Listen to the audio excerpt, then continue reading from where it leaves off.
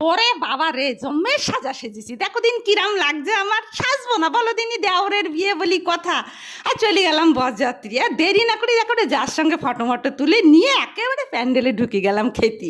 Chicken ষাটের সঙ্গে আবার মুলাকাত হলো, মুলাকাতের পরেই আবার চলে আসলো নান আর চানা মশলা। খাচ্ছি সবাই মিলে কিন্তু খাচ্ছি, আমি কিন্তু আবার একা খাচ্ছি না, ঠিক আছে। আর এদিকে দেখো খেতে না খেতে আবার পাতে দিল কিখানে একখানা মাছ, বললো নাকি একটা স্টিম ফিশ। আবার আমি বললাম কি এটা, তার মানে সিদ্ধ মাছ মনে হয়, তাহলে খেয়েই দেখি। ও বাবা, মুখে দিতেই দেখি সে কি স্বাদ। আর এই দেখো, এর জন্য কিন্তু আমি বিরাট অপেক্ষা করেছিলাম, ঠিক আছে।